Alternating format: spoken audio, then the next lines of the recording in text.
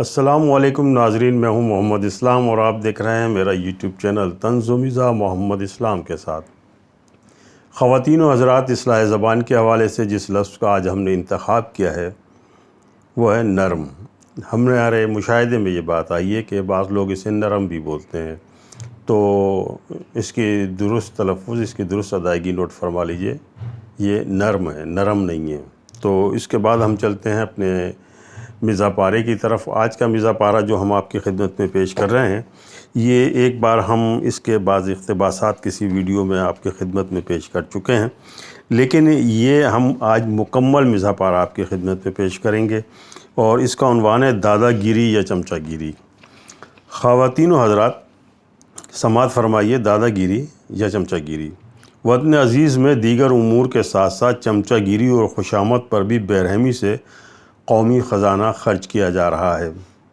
دیکھو بھائیو، ایک تو ہمارا قومی خزانہ بہت تھوڑا سا ہے، اسے بھی چمچے اگر بے رحمی سے اڑائیں گے تو ہماری قوم کا کیا بنے گا۔ اگر آپ چمچہ گیری یا خوشامد کرنے کا مزاج رکھتے ہیں تو اس پر بھولے کو کوئی اعتراض نہیں، لیکن جناب چمچہ گیری قومی خزانے کے بجائے ذاتی وسائل سے کی جائے تو بہتر ہے۔ چمچہ گیری کرنے والے اپنے قد کو بڑھا لیتے ہیں، لیکن ان کا وزن کم ہو جاتا ہے۔ بقول شاعر، ناپ کر دیکھا تو قد میں کچھ درازی آ گئی، تول کر دیکھا تو ہر انسان آدھا رہ گیا۔ وطن عزیز میں جو لوگ دادا گیری کر سکتے ہیں وہ دادا گیری کرتے ہیں، اور جو دادا گیری نہیں کر سکتے وہ چمچہ گیری کرتے ہیں۔ پس ثابت ہوا جو دادا گیری نہیں کر سکتے وہ چمچہ گیری کرتے ہیں۔ پس ثابت ہوا دادا گیری اور چمچہ گیری دونوں ہمارے قومی مزاج کا حصہ ہیں۔ اگرچہ دادا گیری اور چمچہ گیری دونوں شیطانی نوعیت کے معاملات ہیں، اور اشرف المخلوقات ہونے کے دعوے داروں کو دونوں ہی زیب نہیں دیتے۔ وہ سمجھتا تھا کہ یہ بھی اشرف المخلوق ہے۔ آدمی کو دیکھ کر شیطان آدھا رہ گیا۔ چمچہ گیری یا خوشامد جھوٹ کے مترادف ہے، لیکن بعض لوگ چمچہ گیری کیے بغیر نہیں رہ سکتے۔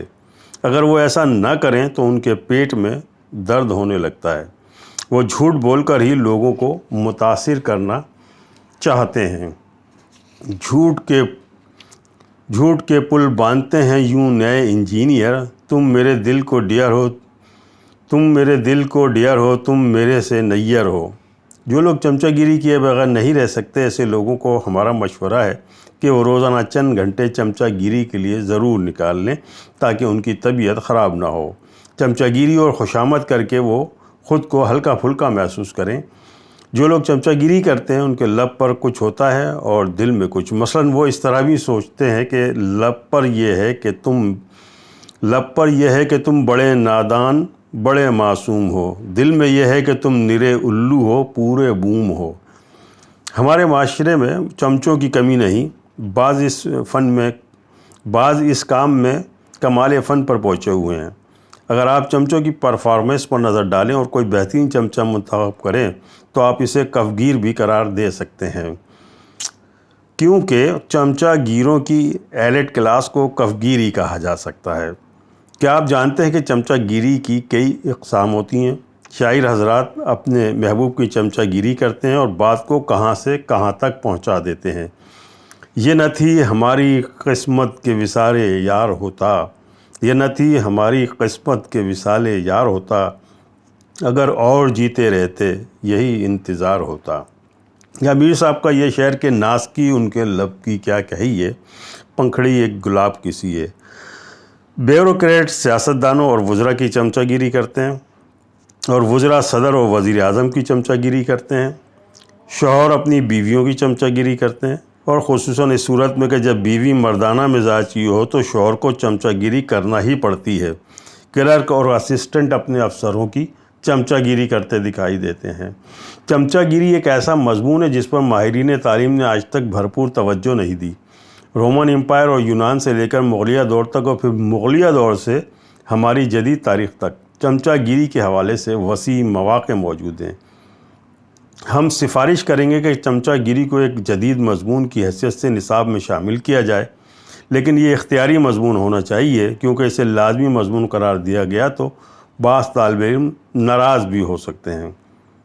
دراصل خوشامد اور چمچہ گیری کے لیے ایک مخصوص مزاج درکار ہوتا ہے۔ چمچہ گیری کی تعریف کا تعین بھی کیا جانا چاہیے۔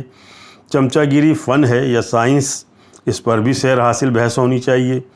ہمارا خیال ہے کہ چمچہ گیری فن بھی ہے اور سائنس بھی۔ فن اور سائنس کا درجہ آپ اسے اپنی طبیعت کے مطابق دے سکتے ہیں۔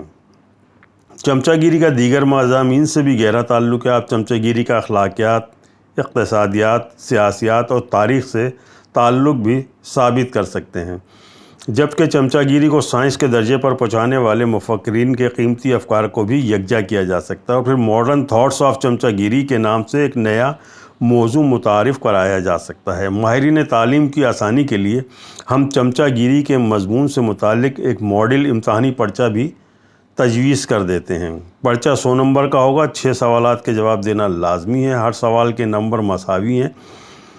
سوال نمبر 1، چمچہ گیری کی تعریف کیجیے اور یہ ثابت کیجیے کہ چمچہ گیری فن بھی ہے اور سائنس بھی۔ سوال نمبر 2، یونانی مفکرین کے چمچہ گیری کے حوالے سے جو نظریات پیش کیے ہیں، یونانی مفکرین نے چمچہ گیری کے حوالے سے جو نظریات پیش کیے ہیں ان پر سیر حاصل بحث کیجیے۔ سوال نمبر 3، حسب ذیل میں سے کسی 2 پر نوٹ لکھیے۔ چمچہ گیری، کف گیری، خوشامد، مکھن لگانا۔ سوال نمبر 4، چمچہ گیری کی تاریخ پر مختصر مضمون لکھیے اور مغلیہ دور کے چمچوں پر تفصیلی روشنی ڈالیے۔ سوال نمبر 5، اگر قومی زندگی سے چمچہ گیری اور دادا گیری کو نکال دیا جائے تو ملک کا مستقبل کیا ہوگا؟ وفاقی اور صوبائی سطح کی مثالوں سے ثابت کیجیے۔ سوال نمبر 6، سیاسی پارٹیوں کے چمچے، دفاتر کے چمچے اور گھریلو چمچوں کی خوبیاں اور خامیاں بیان کیجیے۔ سوال نمبر 7، واشنگٹن، کراچی، اسلام آباد اور لاہور میں سے کون سا شہر چمچہ گیروں کی جنت تصور کیا جاتا ہے؟ تو جناب یہ تھا آج کا ہمارا مزہ پارہ، چمچہ گیری، دادا گیری یا چمچہ گیری، اور اس کے ساتھ ہی ہماری اس نشست کا اختتام ہوتا ہے۔ امید ہے آپ کو ہماری آج کی یہ کاوش بھی پسند آئی ہوگی، اور اس کے ساتھ ہی ہمیں اجازت دیجیے، آج کی نشست کا اختتام کرتے ہیں۔ اپنا بہت خیال رکھیے گا اور ہماری اس ویڈیو کو لائک، شیئر اور سبسکرائب کرنا مت بھولیے گا۔ اللہ حافظ۔